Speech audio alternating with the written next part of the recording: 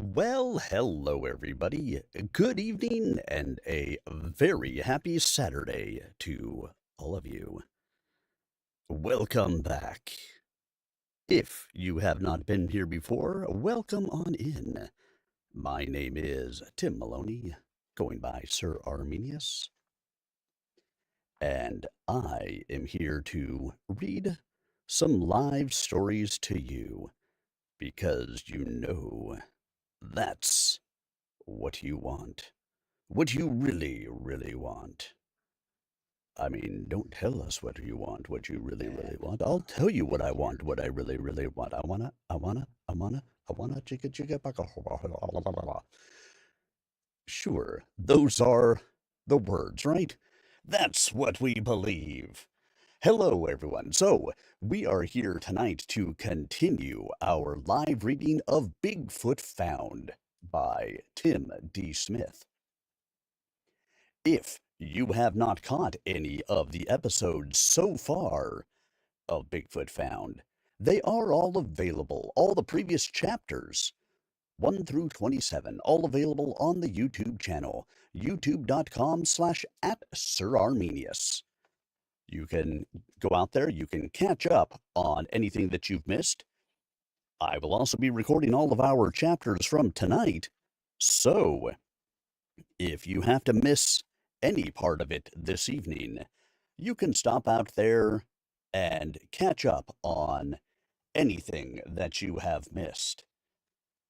I want to say thank you to everybody out there, whatever channel you happen to be on, whether it be, let's see, what am I on? Twitch, YouTube, Kick, X, Rumble, TikTok. I am everywhere. And I'm very glad that you guys are here with us for the live read tonight. So, just a little recap if you happen to be joining us for the first time. Bigfoot Found. Essentially, we've got a reality show type of a format of these people who are out there looking for Bigfoot.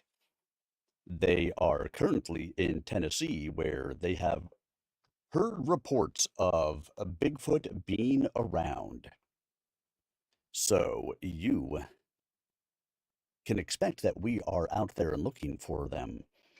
Now, Bigfoot has been blamed on a murder in the area, and so a vigilante mob has converged to try to take on our big hairy friend. They are steadily moving through the woods right now, while our intrepid team is trying to find Bigfoot, not to hurt, but to document, protect, enjoy, whatever you want to call it. So that's where we are. That's where we have been. And that's where we will pick it up live again tonight. So, as a reminder, because I do record all of these chapters, I will not be able to engage with you while the chapter is being read because I'm recording it. And so I will be happy to engage with you in between chapters. So if you have any questions, please feel free to put them in the chat and I will answer between chapters.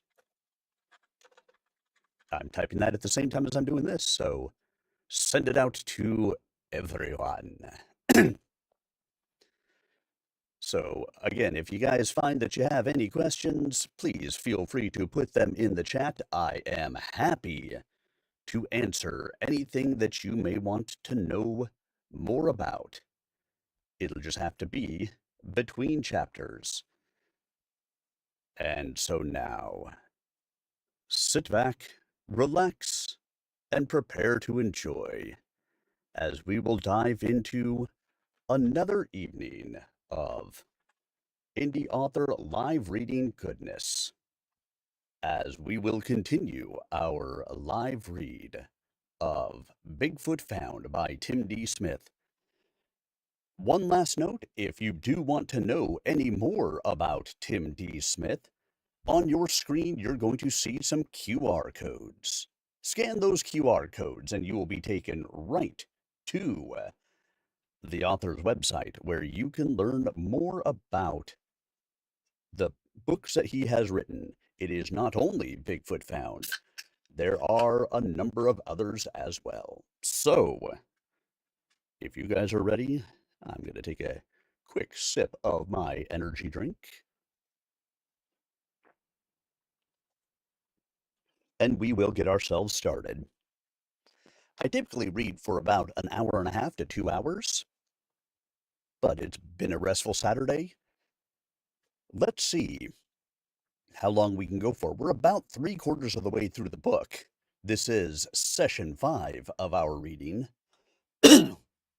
So let's see how far we can get through with Bigfoot Found.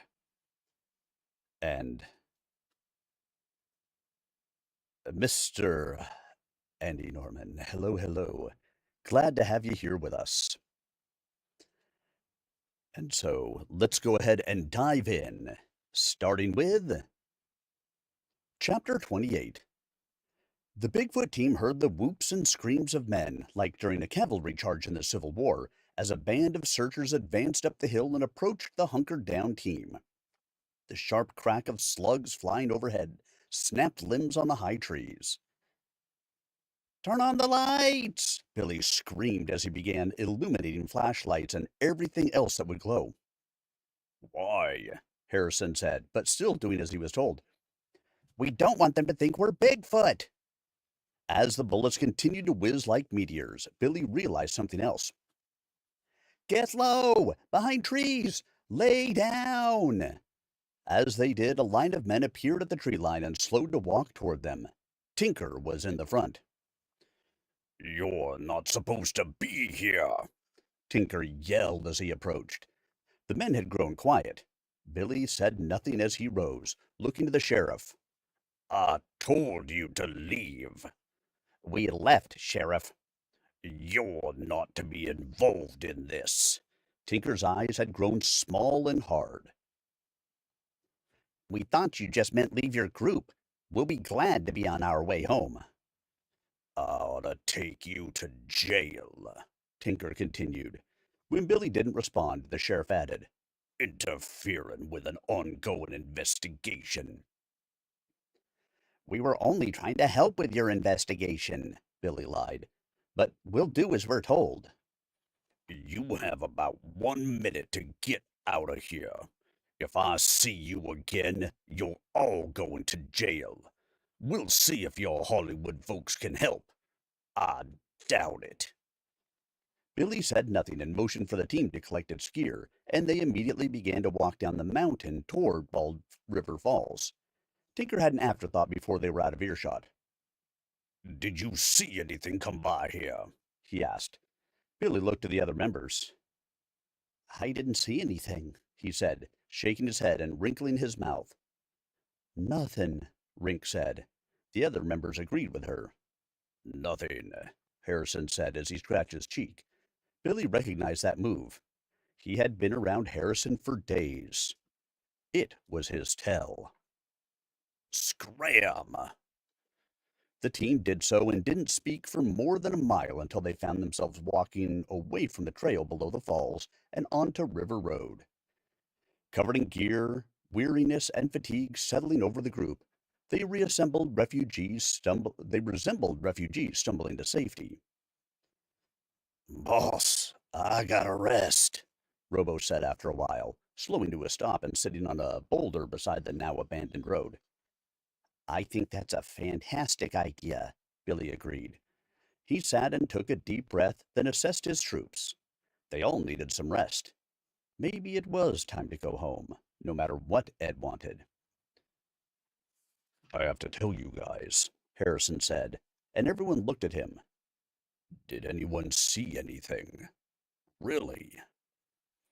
Billy looked to Rink, whose eyes had grown wide, her lips slightly parted as if she wanted to say something but couldn't.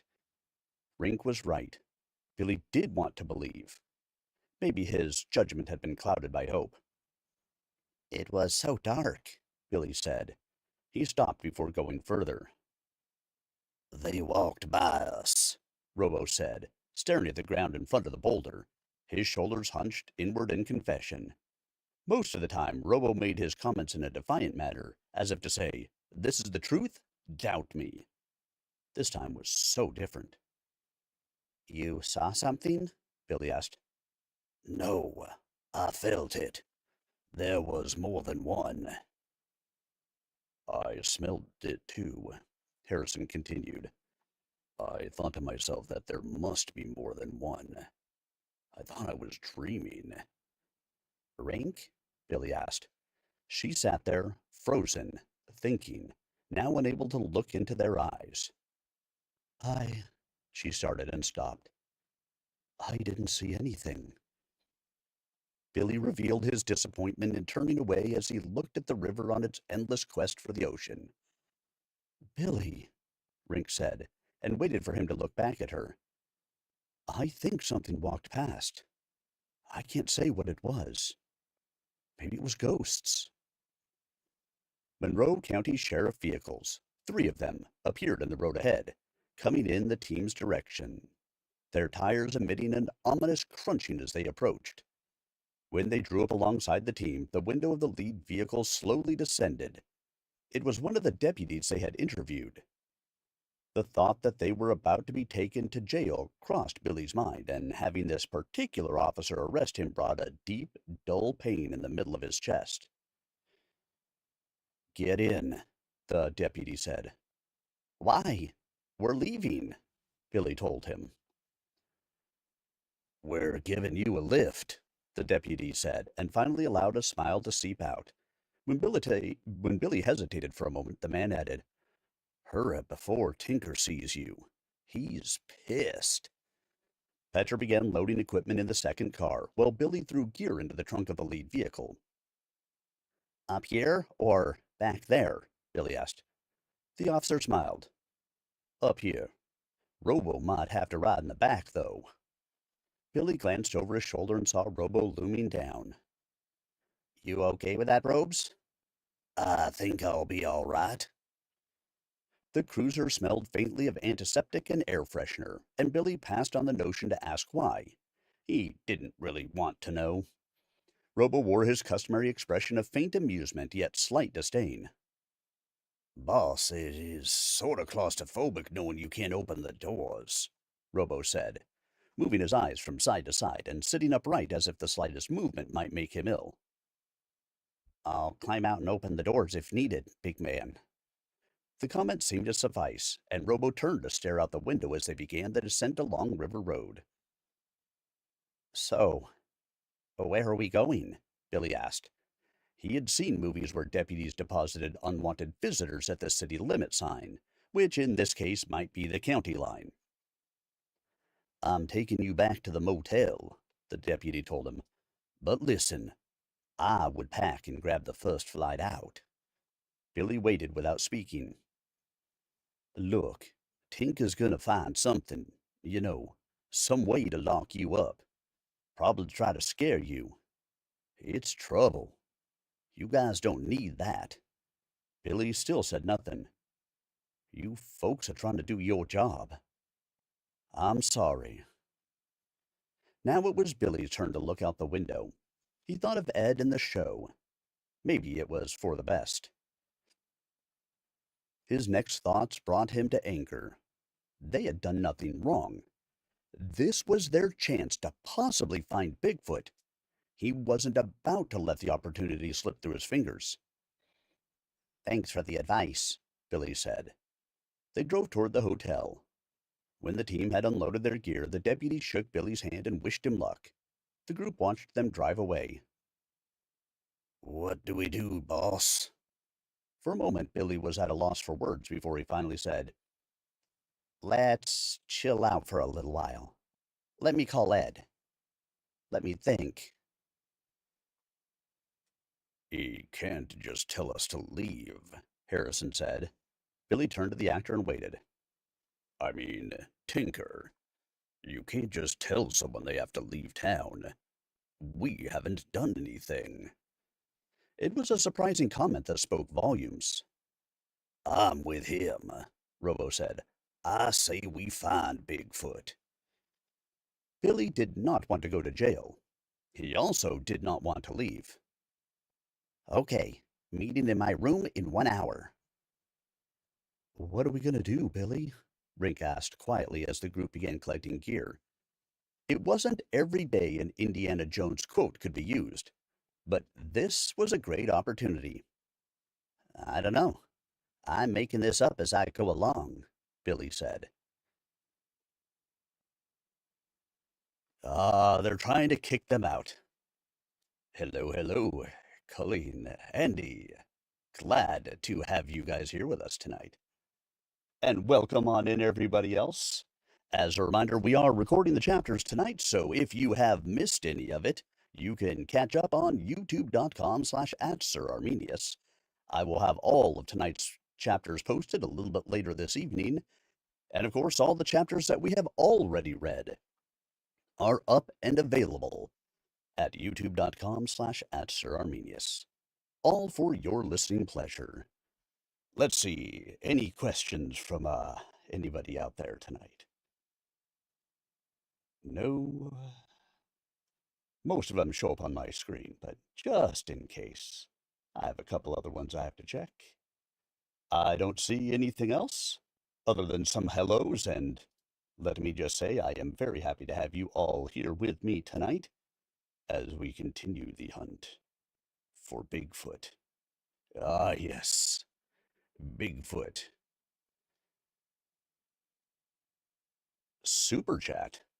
I don't know what Super Chat is. I got nothing. I have no idea. I've never heard of Super Chat. I think it's just normal chat, but you put a cape on it, because then it is Super Chat. Haha. But I'm bumching. All right, let's go ahead and continue on with Chapter 29. Robo and Rink were the first to arrive at Billy's room, and they found him in the parking lot, walking around in circles as he talked on the phone. His suitcase sat in the doorway holding it open, and he motioned for them to go inside. Harrison was next, and Billy waved him inside as well, all the while muttering, Yes, yes, sir. No problem. The entire group finally arrived, and at 10 minutes past 7, Billy entered and pulled his bag inside, shutting the door behind him. His altered demeanor spoke of good news. Everyone up for a Bigfoot hunt? The team looked to each other before Gable spoke. Hunt? A bad choice of words, all things considered. Expedition. How about that? Boss, we get caught, we're going to the pokey. No pokey. How? I thought, Rink began. Listen, I've been on the phone with Ed. I've been on the phone with the governor. The governor? Petra blurted. Yes, the governor. It's a long story.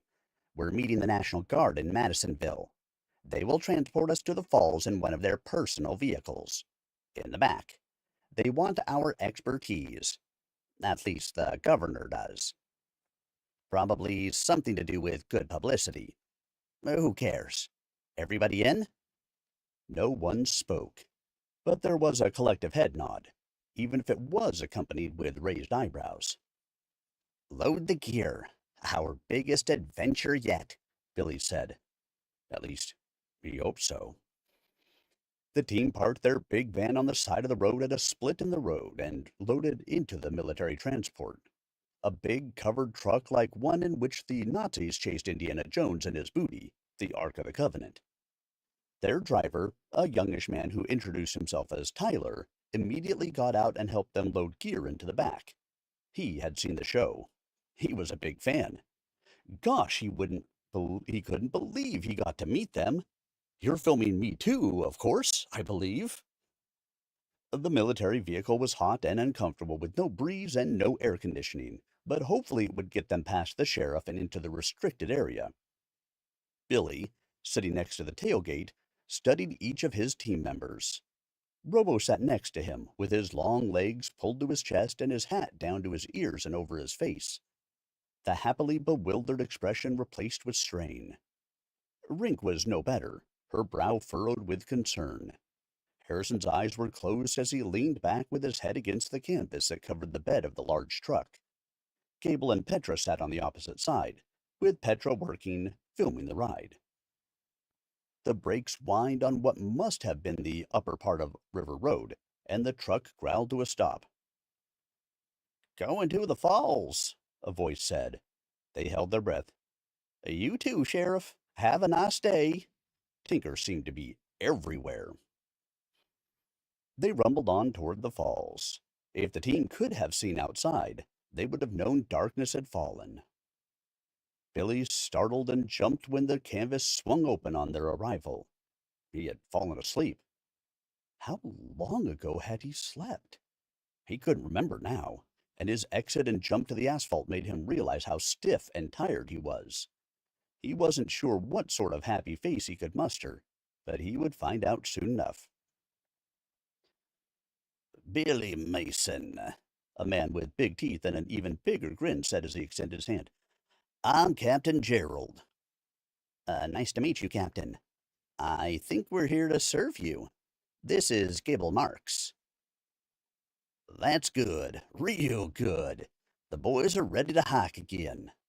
The captain laughed, long and loud, as he pointed in a gesture that urged the team to follow him. Gable turned to Billy and muttered, "The rice is abundant in Ors Stolstorum." Billy said nothing and directed his attention back to the captain. "We'll go up to the falls and out from there," Gerald said. "Follow me."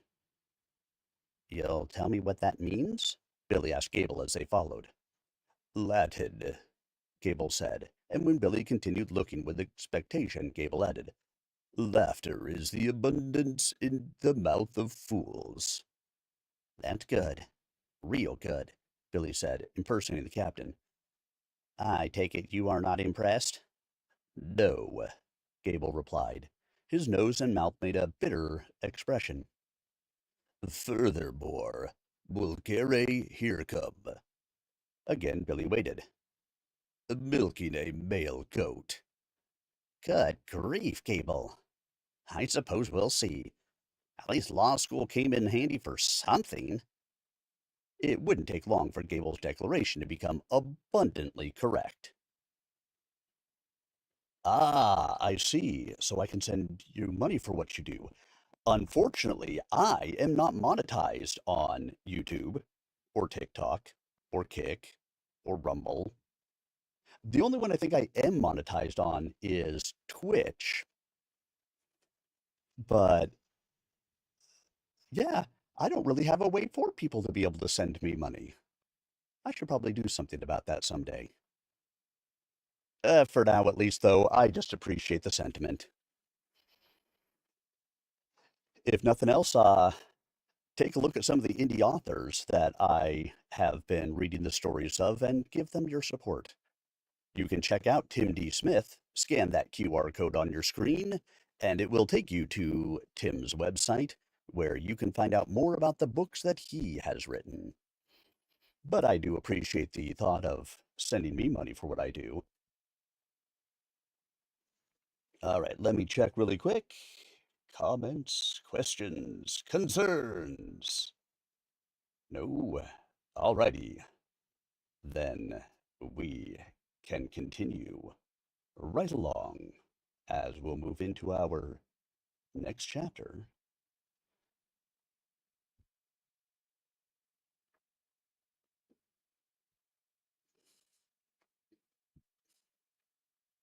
Yeah, maybe one of these days I'll set up a Patreon or something so people can buy me a cup of coffee or something if they want to.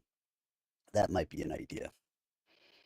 But for now, Chapter 30. Walking in woods never changed. For Billy, it seemed like it would get easier, as if one night his eyes might somehow adjust more easily, or his footing would become more sure. But it never did. Tonight was no different. The only thing that made it easier was all the flashlights. Even those didn't help much, though. Spread out across the mountainside, the troops did manage one thing. They prevented snakes from being able to avoid people.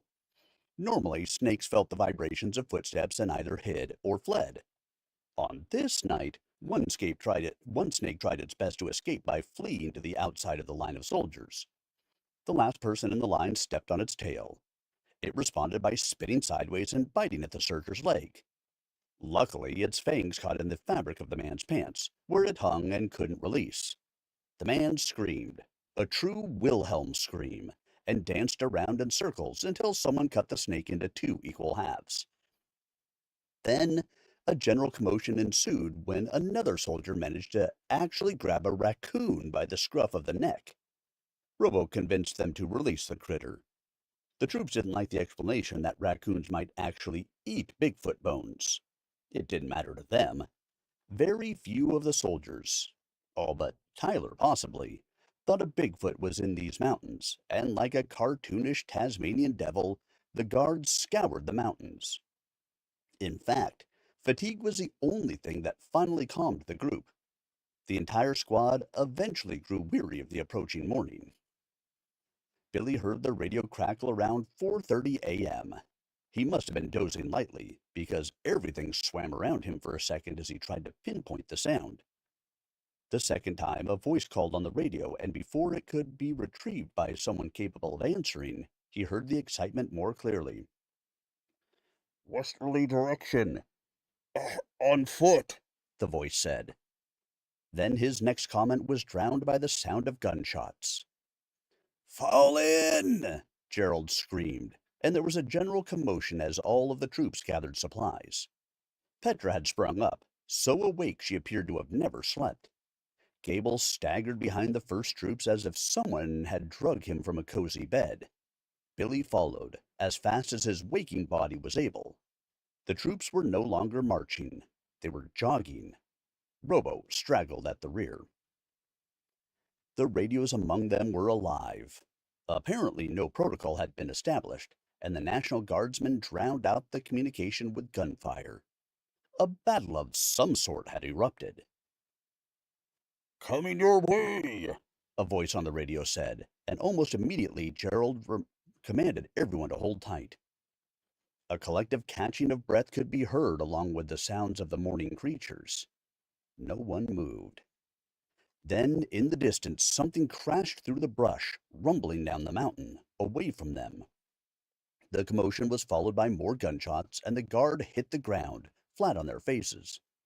The researchers did the same, as Billy's worst fears seemed to be materializing right in front of him. Gerald could be heard screaming for ceasefire and trying to relay his position. At least 100 more shots rang out before the hillside grew quiet. The entire group rose and began hiking down the mountain. Billy assessed his own troops, who looked shaken but wide-eyed now and alert, and motioned for them to fall back. "Keep them in sight, but let's stay back a little," Billy said. "Be ready to duck for cover. This is crazy." "What were they shooting at?" Harrison asked no one in particular. No one responded. "Boss?" Robo asked. He was about 50 yards back, and for a split second, Billy thought the man might be collapsing. "You okay, Robes?" Billy asked. "I think you need to see this." The research team went to his side. Billy didn't see it at first. In fact, it blended in with dead leaves. Then he realized what Robo had noticed. 3 large, distinct drops of fresh blood. Only 3. "Footprints, too," Robo said. "Big ones." "Oh my," was the only reply Billy could muster. "They're going in the wrong direction," Robo said. "Let them," Billy said. He looked down into a steep ravine. Somewhere down there, off in the distance of the morning, was a wounded Bigfoot. Oh no. Bigfoot has been shot, ladies and gentlemen. That, my friends, is not okay. I mean, that's what all of the other people are in the woods to try to do, but still, Just not okay. We don't like it. We don't like it, I say. Let's continue on, shall we? And find out more about what's going on and whether they can manage to catch up with this Bigfoot. Chapter 31. Morning had broken by the time they arrived back at the foot of the mountain. Again, Tyler helped load their gear, and they crawled into the back to allow him to seal them inside. Just a short hop, he said, almost unbelievably cheerful. Thank you, Tyler, Billy said. You think I'll be on the program? We'll see what we can do, I promise. I'd love to go on an expedition sometime, if this one doesn't turn up something. I want to help find Bigfoot. We'll see, Tyler, Billy said. I mean, I hope they didn't hit that Bigfoot. It was like a war. Billy looked at Robo, who sat expressionless. Who would want to hurt a Bigfoot? Tyler asked. I don't think he did anything, if he's out there. They said the other group saw him. I think they did. Billy nodded and sat waiting on the soldier to close them inside. Finally, when it was apparent no more conversation was to be had, Tyler did so before the team heard him walk around the vehicle, climb inside, and crank the engine. The truck lurched and began its descent. What do we do now? Robo asked. We go back, Billy said. What? We go back to the van and start hiking back up the long way. Boss, I don't want to go to jail. Look, Billy said, I'm not issuing some kind of order. If any of you want to go on back to the motel, I'm okay with it. No hard feelings. We're all exhausted. I'm going back in the direction of those blood drops. I've got to satisfy myself. I'm going to do my best to find that Bigfoot. Billy looked to each of the other weary team members as the bumpy road jostled them in their seats and watched as they looked at each other.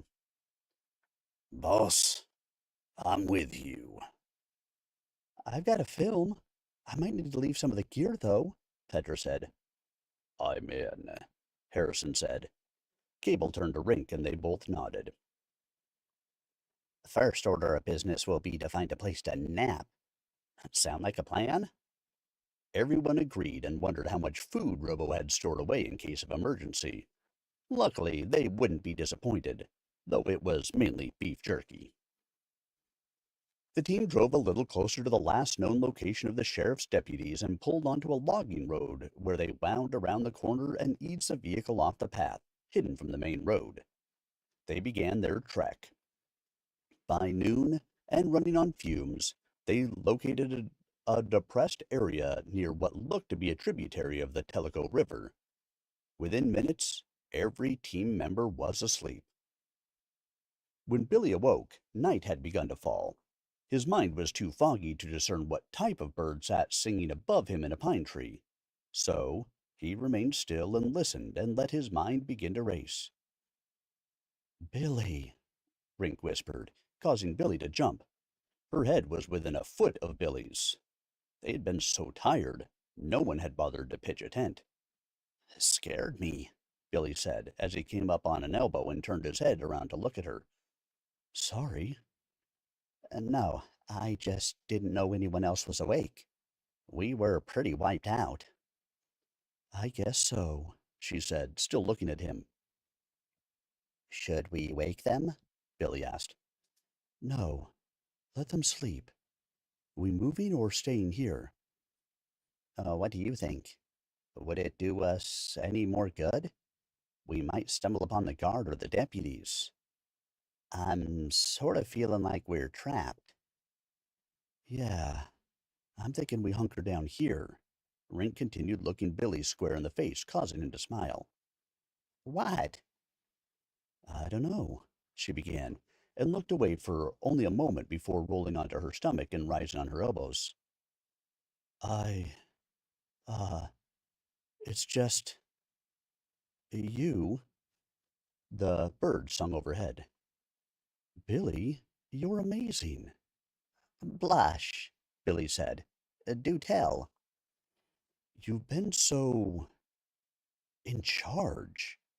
You never lose your temper. Not really. I can see you balancing everyone's needs with what you believe, truly believe. You make me want to believe. I don't know what to say. I really do believe. I know you do, she said. I don't have answers for some of the things that have happened on this expedition. I can't rationalize or explain things. It scares me.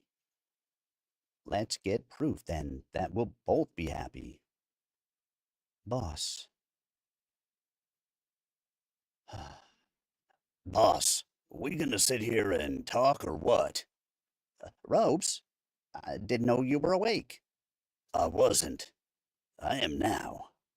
Will you still have that jerky I passed around? I'm starving. Dig in that bag, Billy said. The conversation in the rustling bag awoke Gable and Harrison, who in turn awoke Petra, who began filming at once. Harrison didn't appear hungry. In fact, he seemed to have awakened from enlightenment. Billy, I've well, sort of had this idea. Can I share? Of course.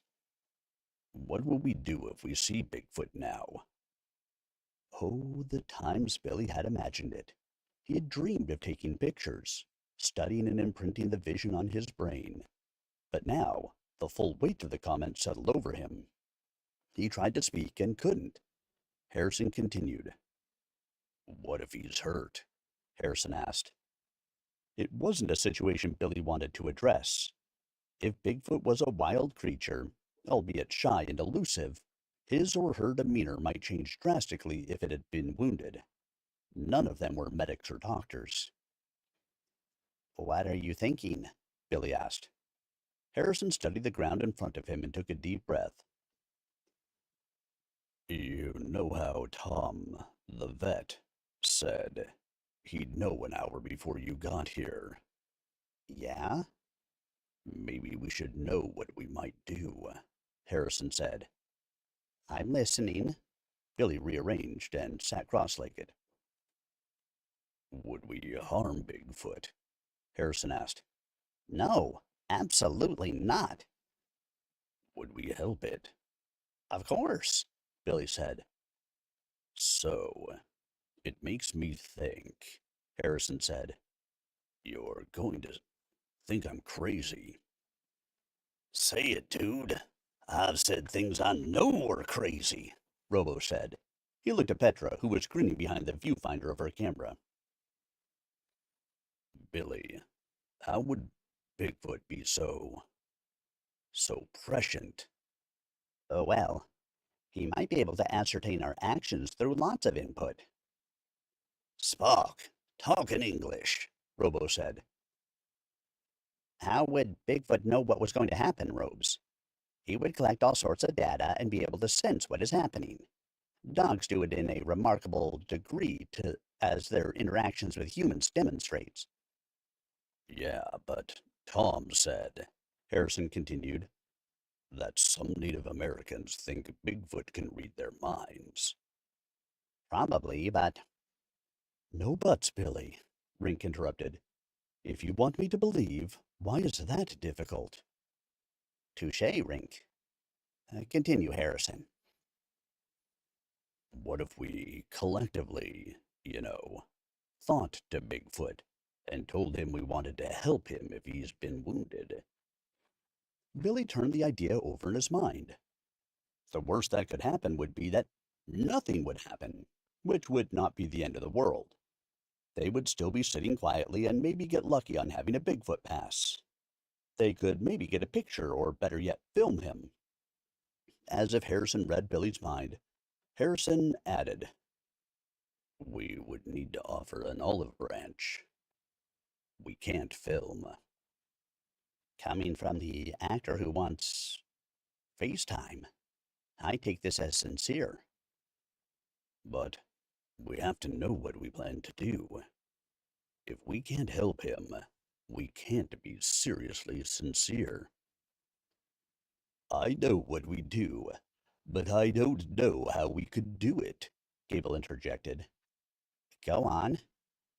If we could get him to Tom, the vet could fix him up. It seemed like a worthwhile plan, and by the reaction of the group, it appeared they wanted to give it a try. Okay, how do we start? Billy asked. Feels sort of strange. Get a snack. Get relaxed. It's just like meditation. Clear your mind. Concentrate. Try to enjoy being inside your own head, Harrison said. I'm game, Rink said. Petra, are you okay not filming? You tell me when and if you want electronics operated, she said. They leaned back and closed their eyes as darkness finally fell all around them. Well, guys, what do you think? Are they going to be able to telepathically let the Bigfoot know that they are there to help and that maybe it would be best if it came to them?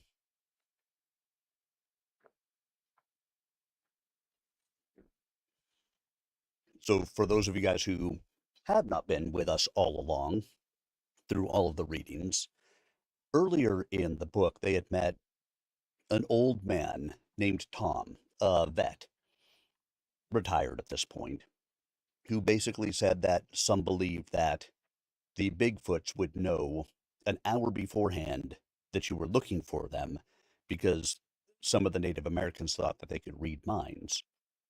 So you've heard that repeated a lot throughout the book. They would know an hour before that something was going to happen. And so that's where this idea comes in that maybe if they thought to the Bigfoot, it could understand their thoughts and would come to them so that way they could help. I guess we find out, won't we? All right, let's check really quick for any questions out there. As a reminder, we are recording these chapters, but you are welcome to ask any questions, stop on by wherever, and I am happy to answer those questions in between chapters as time goes on. We will be happy to do any of that with you. All right, I don't see any questions out there. If you guys have not already, please stop by youtube.com/@SirArminius. Subscribe to the YouTube channel. It helps to support me in my support of indie authors. All right, let's go ahead and continue on, shall we? With Chapter 32. Billy didn't know where to begin and sat for a moment with his eyes closed before finally thinking to himself, We mean you no harm. He felt ridiculous, though, like he was speaking to an alien that had landed in a spaceship. Then he changed his thoughts to, We want to help you. When that line of thinking grew old, he began to imagine he was speaking with Bigfoot and telling him, or her, that he had always dreamed of meeting him and that he couldn't imagine harming him, or her. Billy opened his eyes. It seemed that Harrison was deep in thought, sitting in a pose befitting of a mantra. Rink looked like she was praying or sleeping. Robo was more than likely asleep. It was impossible to tell what Gable was doing. The woods were dark and quiet. Almost too quiet. Billy thought about his father, who used to be a tremendous hockey fan. It seems like I get this feeling just before a player scores. The hairs on my arms stand on end, and there's this anticipation, like I know it's going to happen. Billy felt that way now. It started in the pit of his stomach and sent a chill that radiated up his spine to the back of his neck. He looked around anxiously. Darkness. Nothing. He closed his eyes once more and saw his father. What would he have thought about all of this? What did he expect of his son? He never knew. Not really. Would he have approved of him roaming all over the countryside, hunting what most would consider a mythical creature? He would have thought the television show was pretty neat. It was, but that's not why Billy did this. He believed. Billy's eyes grew heavy behind the lids, all the way back to the eyeballs themselves. He let go and fell into a deep sleep. Rain had begun to fall, and the droplets fell onto Billy's forehead and were running down his face when he awoke. The day was gray. The others were covered in sleeping bags and shirts. He rolled over and raised up on an elbow. The rain made tiny plinking sounds on the leaves overhead and the ground. On the ground. He tried to focus. On the ground. There, on the leaves, on a twig, darker droplets that were not water. It was blood. A chill raced over Billy. He sat then, quick, a movement of surprise, his breath whisking into his lungs in one swoosh like one might upon discovering a huge spider crawling up a lake. He backed away. Several drops, all around. He couldn't scream. Nothing came out. His throat was dry. He saw him. He sat on his haunches, squatting like a catcher preparing to call a pitch. Massive. His head was enormous. His brown eyes stared into Billy's. His right hand held his side and was caked with old and new blood. Billy could hear his breathing. Hey, Billy. It was Rink. She was beginning to sit up. Be still, he whispered in an urgent hiss. Rink did so. He moved his eyes from her to their visitor. Don't move quickly. Rink turned her head and her eyes flew open wide, her breath coming in short, urgent spurts. How would one react to awaking in a gorilla compound? That must have been what she was thinking. He could have done anything he wanted, but he hadn't. He was hurt. Billy looked to Harrison, who was sitting absolutely still, but with a wide smile. No one's going to hurt you, Gable said. He was also awake.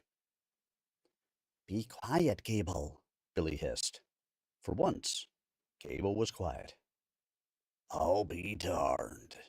Robo was smiling too, his gap of missing tooth showing. I'm sorry, Billy said, and decided in that instant to think the comment instead.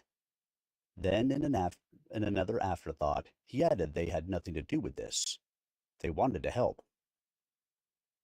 A man did it, Billy said.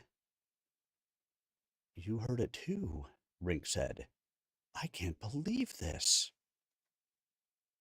A man hurt you? Billy asked, and again thought the comment. The Bigfoot's head turned somewhat and he looked away. A man had hurt the girl.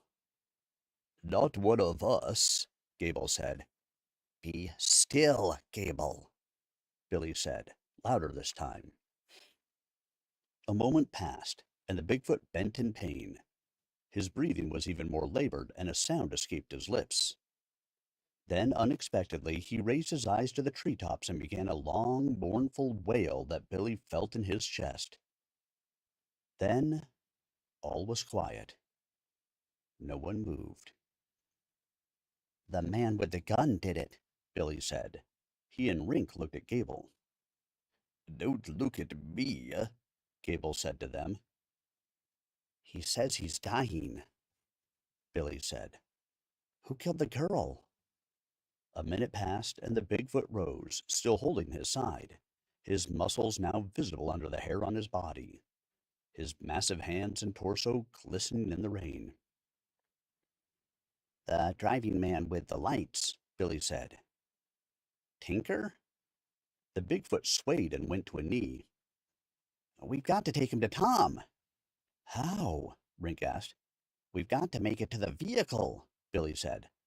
Follow us? They began to gather their gear.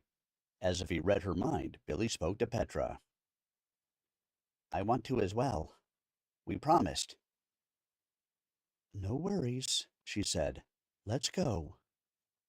They began to walk down the mountains, with Bigfoot following, his heavy steps shaking the ground they trod. So Bigfoot is somewhat telepathic. That is a revelation, yes? Ah, yes. Yes, it is.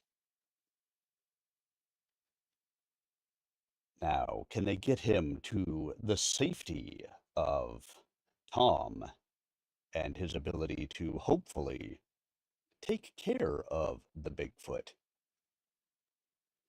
Let's continue along and find out, shall we? Chapter 33. Billy peeked over his shoulder to spy Bigfoot. Again, it was like going on a date with a supermodel. He needed to be certain he wasn't dreaming. Bigfoot's chestnut hair was not matted, which surprised Billy, but yet covered his body in locks that only appeared as if the fur was stuck together. Furthermore, the hair was glossy and rich, seemingly soft. Billy wanted to touch it, gently. Had it not been for the gunshot wound, Billy could see that this creature was healthy and magnificent, and Billy's heart hurt, followed by something that could only be described as anger and resentment. Billy, Harrison said, never breaking stride and steadying himself by holding trees as he descended the hillside. Yes? Where will we put him? I think he will fit in the very back, Billy said. He'll have to. We can't walk all the way to Tom's farm. If someone stops us, he'll need to be covered.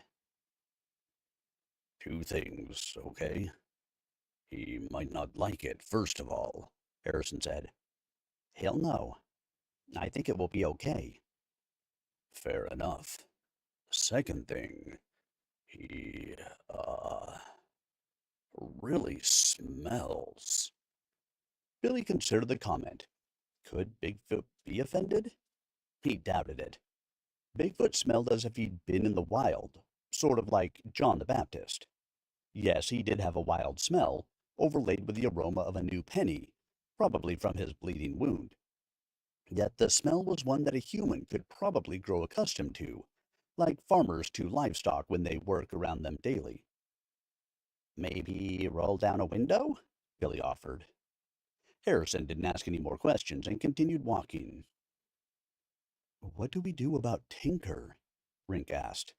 She was ahead of Billy, in more ways than one, and didn't even turn around to ask the question. Let's do one thing at a time, Billy said. He hadn't gotten very far in his thought process. Then another thought occurred to him. We have to take care of our friend. He's a witness Tinker would probably like to eliminate. Bigfoot let out a small sound, just loud enough for the team to hear, a sort of grunt and vocalization like a person makes sometimes when they are drifting to sleep, and then stopped, his eyes looking off into the trees. A car? Billy asked. That popped into my mind as well, Gable said. I didn't hear anything. He did, though, Billy said, and that's what matters. His senses are 100 times better than ours. The road is about a mile from here, Gable said. The van a little closer. As if continuing was not what he desired, but yet realized as a task that must be done, Bigfoot lowered his head and looked up once more with resolve before beginning to walk again. The journey was becoming more difficult. He was still losing blood. The sand in the hourglass of his life was trickling down. They continued for a few minutes before Robo spoke. Let me go on down to the van to make sure everything's okay. If anyone is around, I'll say I don't know where everyone else is. The team and Bigfoot stopped and let Robo proceed. Gable sat where he was, crossing his legs before dislodging his backpack. He shook his head back, running his fingers through his hair to pull his long locks behind his ears, and seemed disinterested in their new team member. Rink sat also and continued stealing glances at the Bigfoot. Her eyes belied the fact that each time she did so, she looked away and seemed to be processing information as her eyes went to some distant, invisible place. Harrison and Petra smiled in his direction, amiable and caring. Bigfoot was too immersed in his own agony to display any emotion other than pain. A few moments later, Robo returned, and when he was close enough to speak, he beckoned them to proceed. If any human being was close enough to be a threat, the Bigfoot made no indication, if he had been able to at this point, and no one could be certain. They slowly made their way to the van. Robo opened the back and unfolded a big gray tarp. Billy turned to face the Bigfoot. Can you get inside? We'll cover you so no one can see. We want to take you to our friend Tom. He can help. Without raising his eyes, the Bigfoot did as instructed and climbed inside, folding his big legs under him. The van sagged and creaked under his weight. Will it carry us all? Harrison asked. I don't know if it will even drive. It has to, Billy said. No, it doesn't have to, Harrison said. I could stay behind. Billy considered the comment. I'll do whatever you want me to as well, Petra added. Billy continued to think. He needs help. Quick. Are you sure? Billy asked. Both of them nodded. Keep your phone and radio handy. Thank you. He walked to Petra and hugged her before releasing and going to shake Harrison's hand. The Bigfoot began to lean his upper body down into the van and suddenly stopped, startling Billy and causing him to stand upright. The Bigfoot raised his left hand slowly, then reached toward Billy, who watched the massive extremity grow closer, expecting at any moment that a frightened blow might be delivered. In his heart, Billy was sure that wouldn't happen. He reached for Billy's hand, and when he took it, he placed it on his massive chest and moved it to let Billy stroke his hair. Soft indeed, before leaning down to lie on the carpeted interior. The remaining team members covered Bigfoot gently, closed the back, and jogged around to load inside. Petra and Harrison watched them maneuver the vehicle onto the trail and depart, wondering what the future held, before walking toward the road.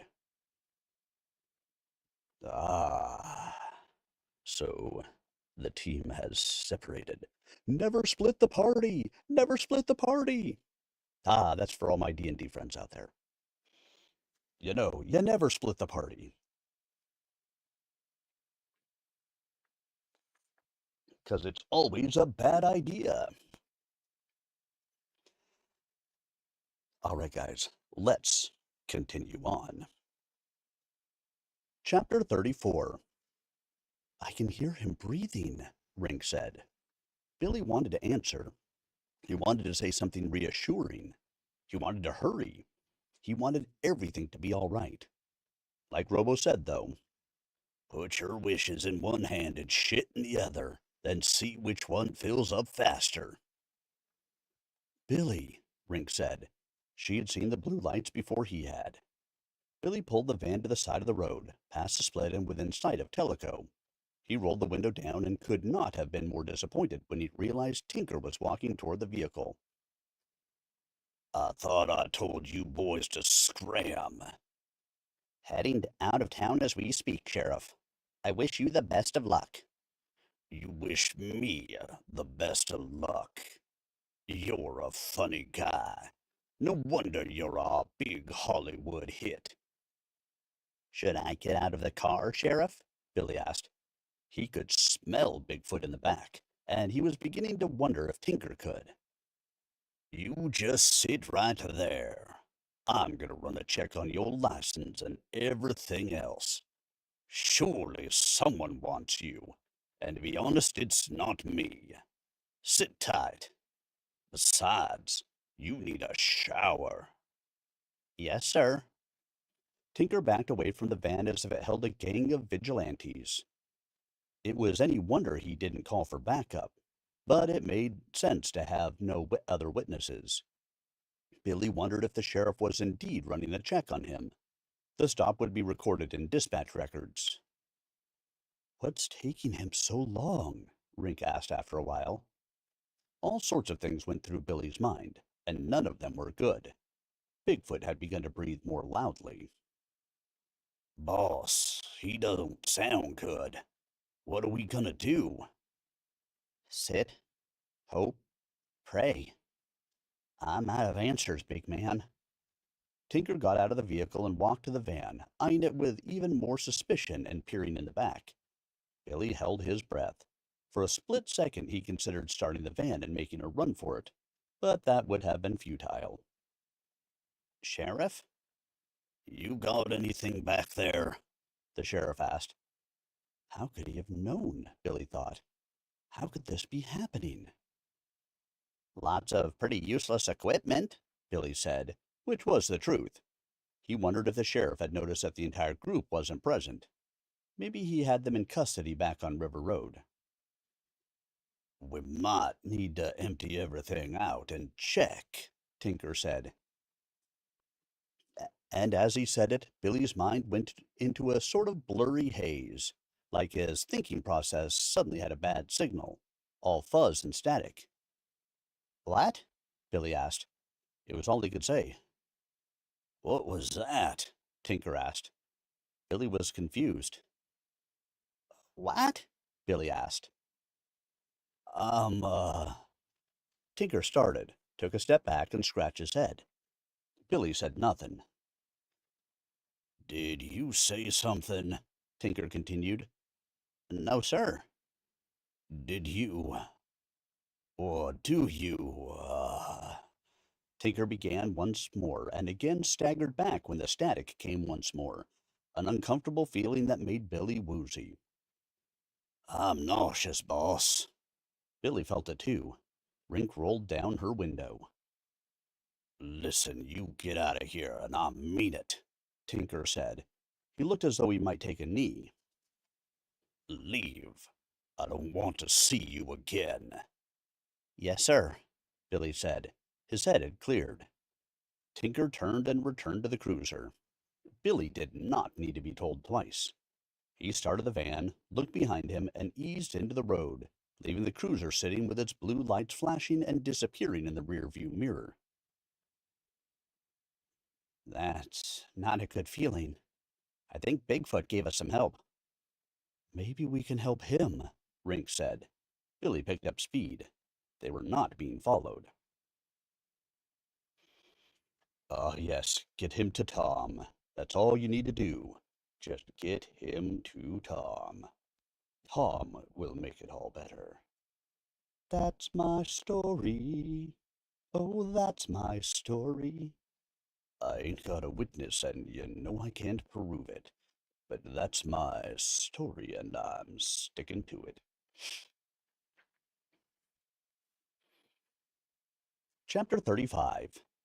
Billy parked in Tom's driveway and jumped out to sprint to his doorway as the rest of the team went to the rear of the vehicle to uncover Bigfoot.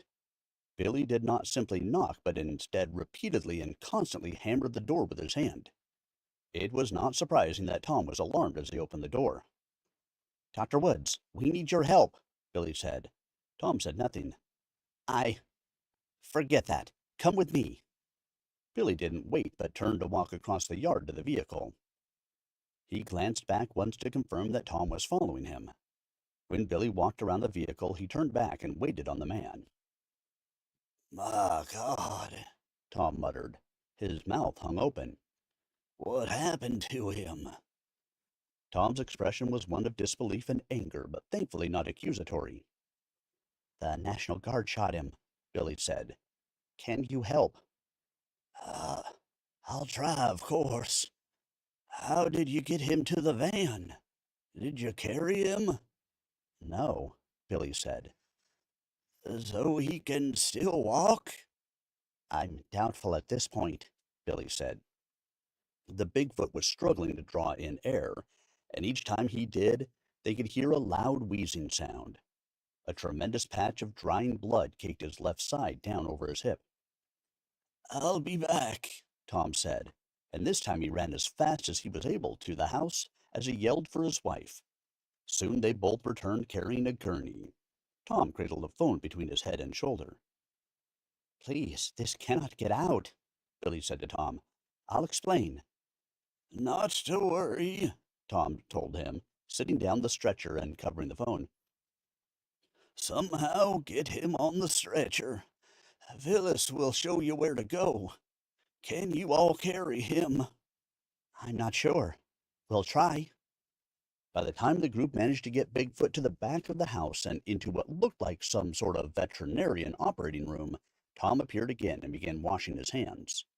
His wife had already begun as well.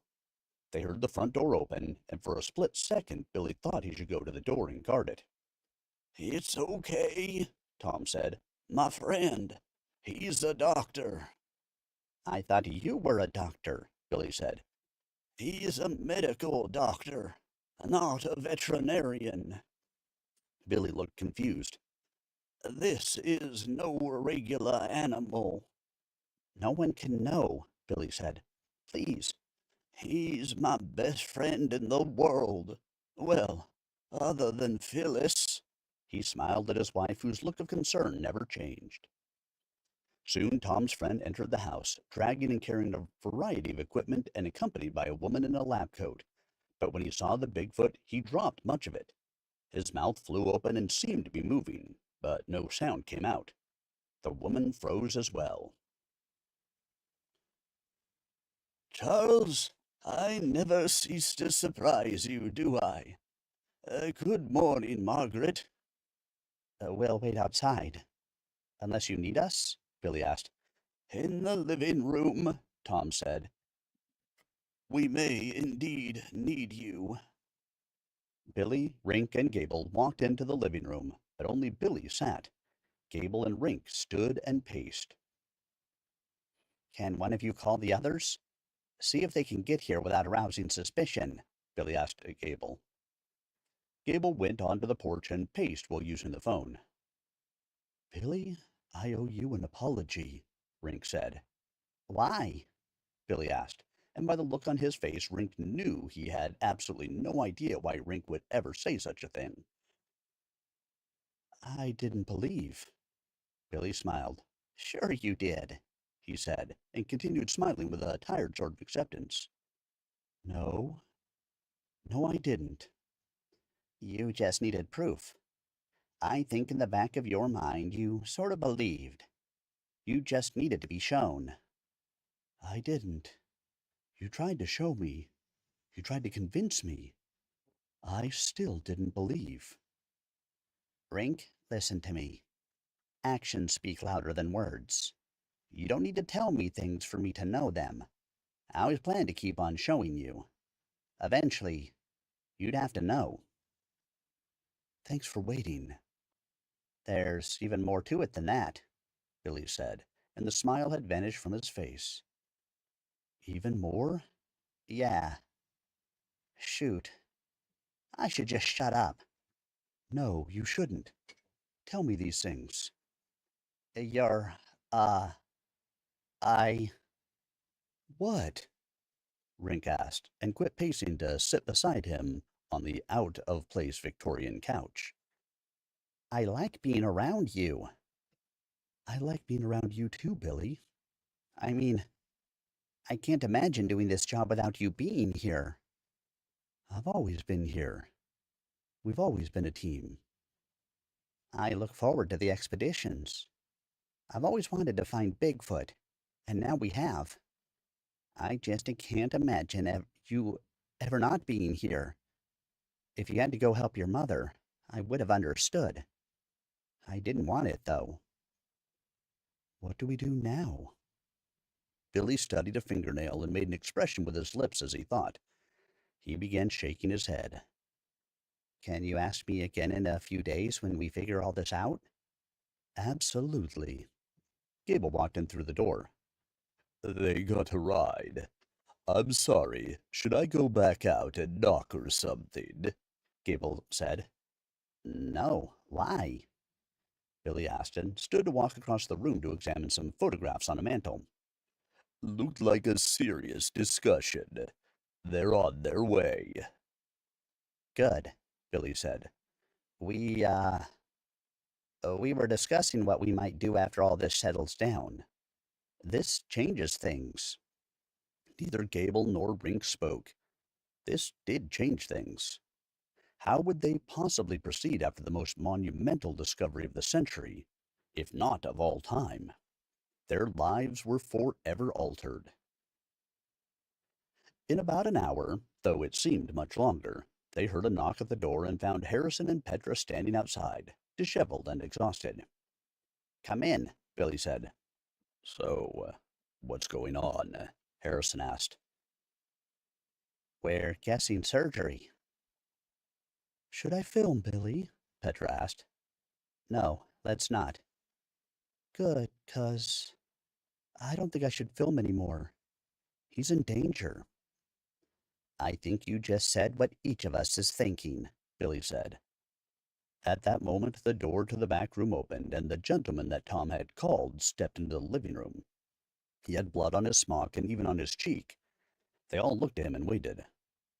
"Billy?" Charles asked. Billy nodded. "We need to take blood samples, quickly. If any of you, well, we need to sample your blood. He needs blood." "From us?" Billy asked. "How is that possible?" "I'm thinking it will work. Maybe one of you is the right type. We aren't." "But human blood?" "He's very close. Who's first?" They entered the kitchen after being steered away from the bedroom where Bigfoot was resting comfortably, but not out of the woods by any stretch of the imagination. Pun not intended.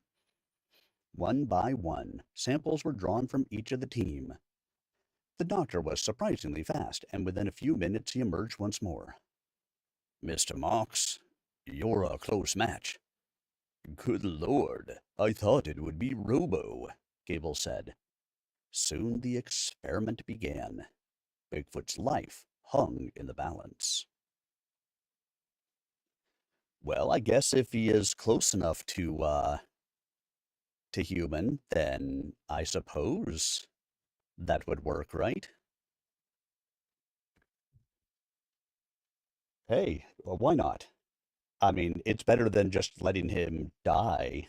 I definitely know that's for true. For true. For trues, I tells you. It's for trues.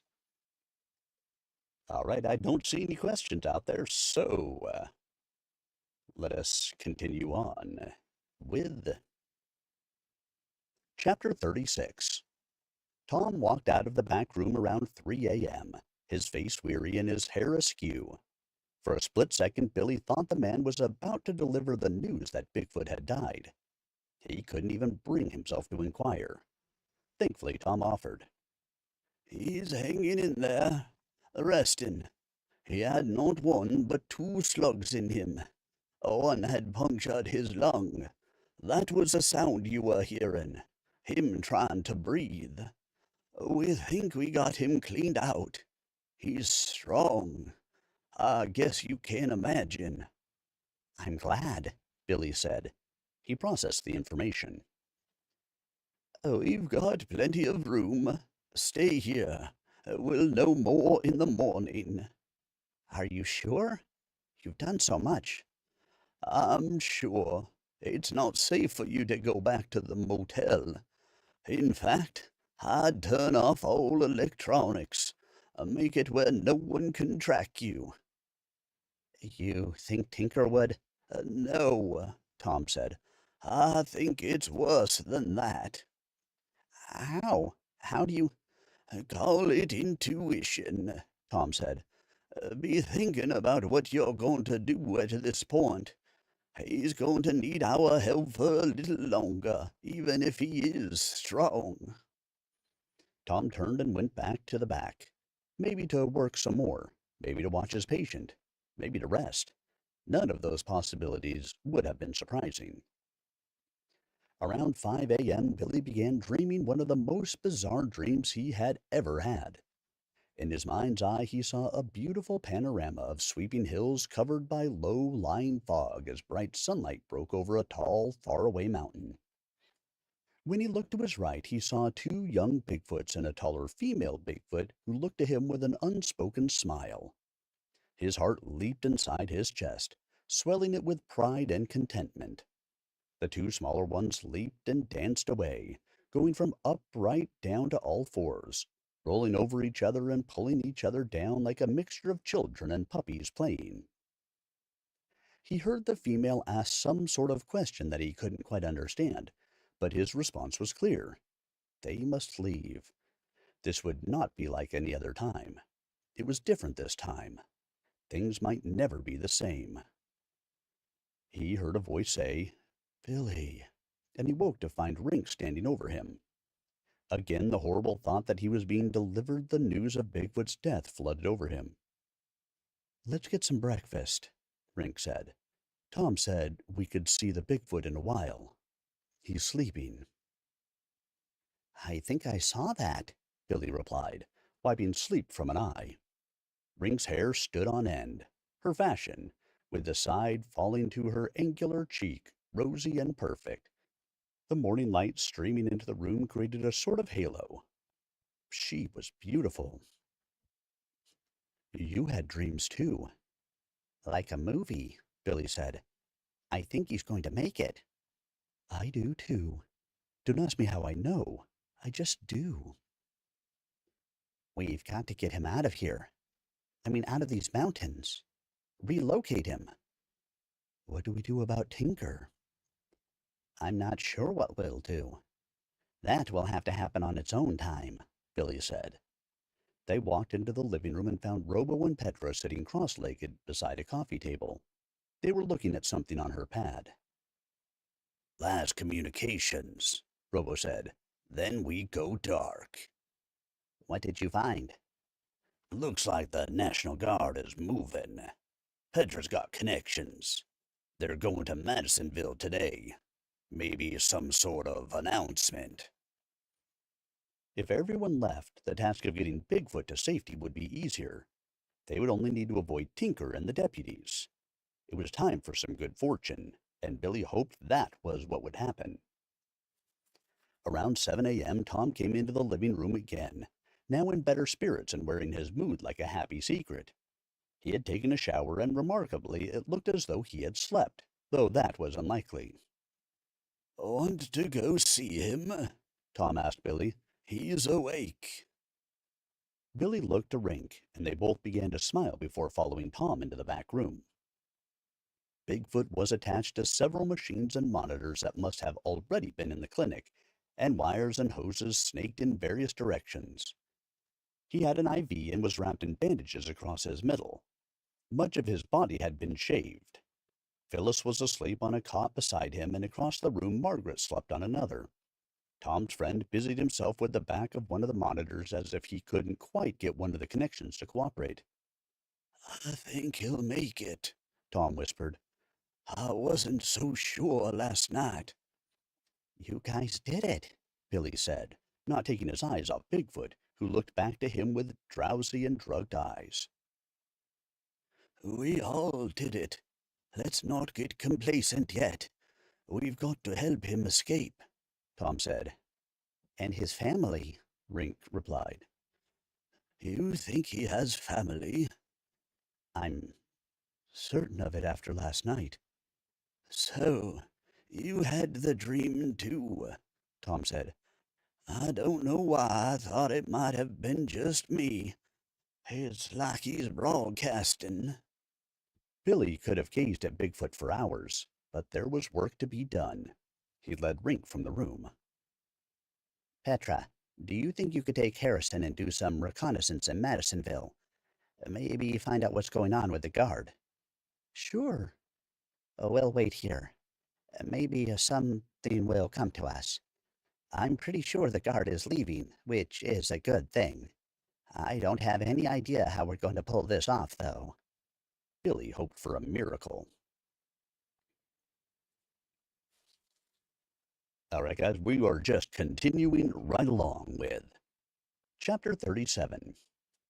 On Highway 68, as summer evenings set, the orange sun breaks over the last small hill upon entering Sweetwater, diluted by what looks like smoke over the neighboring foothills.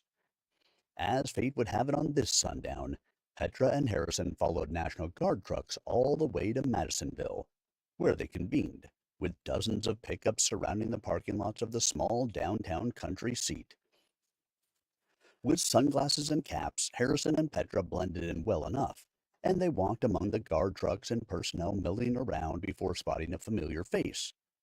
Tyler. "Hi, friend," Petra whispered and smiled as she walked up behind him as he stood by his big green truck. "Petra!" Tyler exclaimed and hugged her. He smiled to Harrison. "Easy," Petra said, pulling away and looking around. "We're sort of incognito. I don't think we're supposed to be in Tennessee." "I think you can be anywhere you want to be," Tyler said. "What are you guys doing?" "I was about to ask you the same thing," she said. "We're getting our orders, I think, if my reconnaissance is correct. Our last shift will be tomorrow. Word is we're leaving, but I don't know any details." "Leaving?" Petra asked. "What about Bigfoot? Where are you going?" "I'll be taking this rig back to Nashville. Strange order. The big guys are acting weird." "So you're out of the Bigfoot hunting business?" "I guess so," Tyler said. "I really want to stay. They don't believe. I do." "Yeah, you should stay." "Are you going to be here?" Tyler asked. "Maybe." "Could you stay?" she asked. "I probably could." "When does the truck need to be in Nashville?" "I'm not the only driver." "I know, but, you know, if you could stay an extra day and then drive it back." "I doubt that would be doable." "You could try," Petra said, appearing to be on the verge of a wink. Tyler thought over the prospect. Petra turned the young man away from Harrison and had him to herself. "What do, Tyler began and looked over his shoulder to Harrison. "What do you have in mind?" "Do you want to find Bigfoot?" she asked. "Well, it's the only time I'll ask," she said, more forcefully this time, changing her tune with finality. "I do." "What about him?" Tyler asked, motioning with his head to Harrison, who was now turned away, minding his own business. "What do you mean?" "Are you guys dating or something?" "No," Petra said, and laughed at the thought. "We will probably all be here. You seem trustworthy, Tyler." "I am trustworthy." "Are you sure? I'm being completely serious." "Of course." "Got a piece of paper? Something to write with?" Tyler scanned his mental inventory and walked around to climb into the cab of the truck. He emerged with a scrap of paper and a pen. "This is for your eyes only," she said, and looked around the parking lot once more. "All bets are off if anyone else sees this. It's vital." She wrote on the paper. "Okay, 7 p.m. tomorrow evening," she began. "Be at this address in your truck. We'll find Bigfoot." "I can get back to Nashville by morning?" "I would think so," Petra said. She had no way of knowing that, but Tyler didn't know. "I'll be there," he said. "Good, good," she said, then leaned up and kissed him on the cheek. "This is more important than you can imagine." She left him standing there with his mouth open and walked toward the van. There really wasn't any other reason to remain. But as they were leaving, Petra and Harrison saw a troubling sight. Better yet, a troubling sight saw them. Three men in short-sleeved collared shirts, also in sunglasses, loitering in the parking lot. Three men out of place. FBI.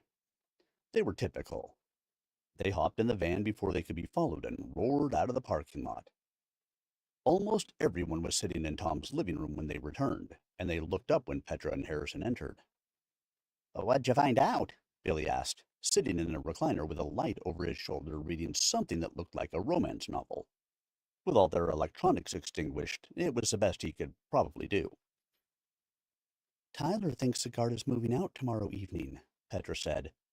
"Tyler?" Billy asked. The boy that drives the big truck. You don't remember him? Sort of, Billy said. Okay, no, I don't. I've been distracted. Anyway, Petra continued, he's coming here with a truck tomorrow evening at 7. Wait, what? We have a truck. There's no way we can get out in the van, Billy.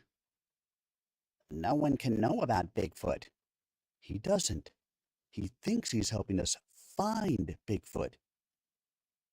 Maybe we could put him in a crate, Robo said. Not Tyler, but the Bigfoot. This is getting crazy. We don't even know if he can travel, Billy said. We had to have something. I'm sorry, Billy. No, I was harsh. You did good. I'm sorry. We'll figure it out. Worst case scenario, we could always meet him and turn him away. He's coming here? Yes. We'll figure it out, Billy said, and sat thinking with the novel drooping over his knee. There's more, but I'm not certain about it, Petra said. What? Petra thinks she saw FBI guys, Harrison said. They've been around for a week, Billy said. It doesn't surprise me. She thinks that they, well, were watching us. Maybe I'm being paranoid, but ever since we met Bigfoot, I've been having all sorts of premonitions, like my senses are on high alert. Maybe I'm imagining things. Did they follow? We didn't give them the chance. I don't think anyone could have followed us. Tom's Jeep can fly, Harrison said. I don't think I could drive like that. What do you drive? Billy asked. I thought you'd have some sort of sports car. I don't actually have a car. It's just not practical. You city slickers, Billy said, smiling. So we wait. Better get a good night's sleep, gang. They didn't have to wait long before Tom emerged from the back, again looking refreshed and lively, even more so than earlier. He's sitting up, Tom said. That's remarkable, Billy said. Well, creatures in the wild have a remarkable ability to recuperate. He's no different. It is quite amazing, though. There's even more. They all waited. I'm getting these thoughts, like he's speaking to me. We need to leave tomorrow, before it's too late. No one knew what too late was, but it didn't sound encouraging. What do you guys think too late means? Do you think it means that the FBI will try to arrive and abscond with a Bigfoot? Will they try to have a Bigfoot of their own? No, we will never know. No, Bigfoot. Bigfoot, no. We just want you to be safe, Bigfoot. We love you. Don't go away.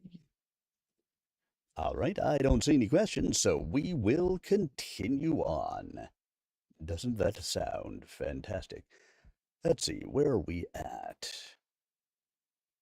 We won't quite finish tonight, I don't think. But what the plan will be is we will finish on Tuesday, and then I'm going to treat everyone to a short story. Ah, yes, a short story. That will be fun. Let's do one more chapter, okay? Let's get to Chapter 38. During the night, Billy was awakened by the sound of choppers. Not one or two, but many going overhead. Looking out the window, he could see Highway 68 in the distance. Big vehicles and what looked like armored vehicles passed in the direction of Tellico in the falls. His night of sleep was officially over. They schemed throughout the day. Around 3 p.m., Billy could no longer stand the inactivity, and throwing caution to the wind, he asked Rink if she wanted to go into town with him, just to look around. The thought of Tinker being the killer had haunted him all morning.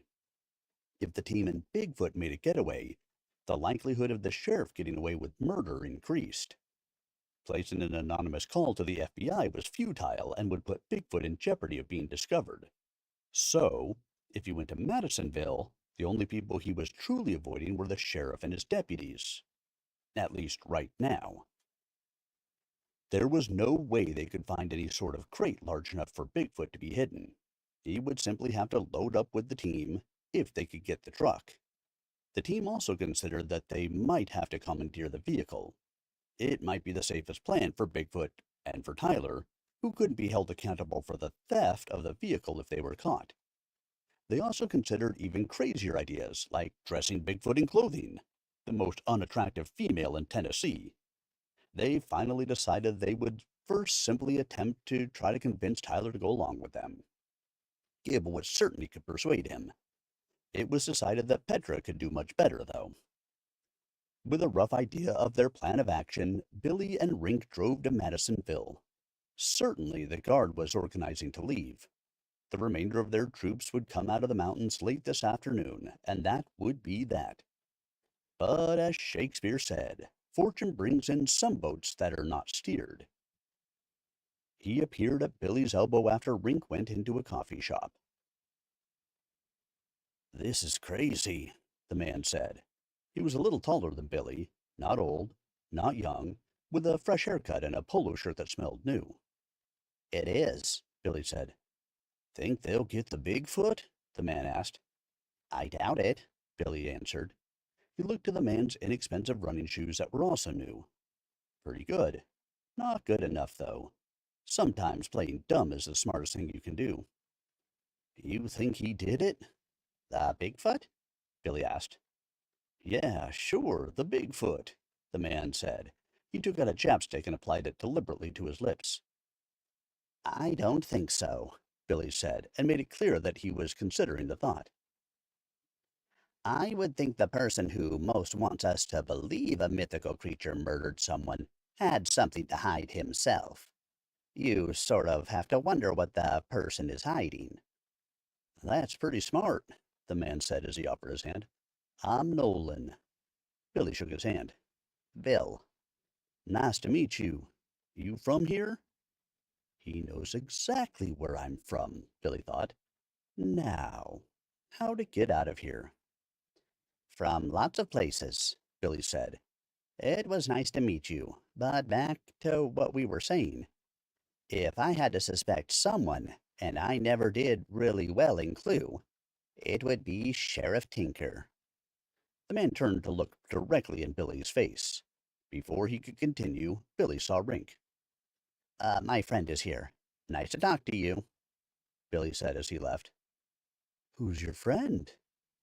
"FBI guy. Can't you tell? We need to scram." They made a beeline of escape, just as Petra had done earlier. 10 minutes before 6, the entire team stood beside the garage with all of their equipment in piles. Bigfoot and Tom remained inside. Tyler's involvement was a work in progress. The team would play it by ear. The plan, though, was to take Bigfoot to the top of Buck Bald. Hopefully, any remaining searchers would be focused on the Tellico side of the mountains, and if Bigfoot could rendezvous with others, the prevailing thought was that it was his family, they could escape going the other way.